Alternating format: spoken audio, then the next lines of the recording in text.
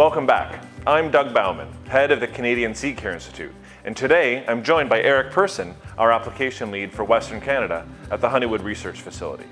Some of you will have seed treatment equipment that has hoses like this with a dry connect that doesn't naturally fit with a Syngenta Seedcare product. Eric, do you have any help that you can offer for a situation like this? Absolutely, and I'm glad you asked. Syngenta's built this adapter that works with this type of connection and our seed treatment totes. So I'm going to demonstrate quickly how you would connect this type of Parker Hannifin fitting to our seed treatment tote.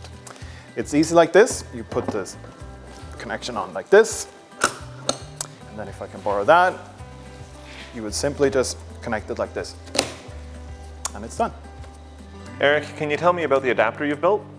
Absolutely. So the adapter consists of 3 pieces. What we have here as the first piece is the Micro Matic dispenser unit. The second piece is an elbow. And the third piece here is the Parker Hannifin dry connect. Now, this male connector looks a little bit different from what I've seen in the past. Is that true? That is correct. So what's different with these connectors that I have here is that it's threaded on the inside, which makes a very big difference because that's how you make the connection to the actual elbow. Now, Eric, if I already have my Micro Matic dispense coupler, how do I build your adapter? It's quite simple actually. You only need 2 more pieces. And the first one is the elbow.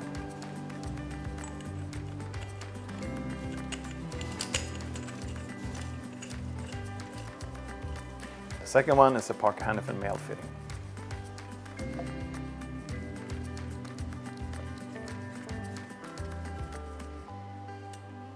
Thanks, Eric. Now, even if I have a seed treater that uses a Parker Hannifin or dry connect coupling system, I'm just one easy adapter away from connecting that system to a Syngenta Seedcare product.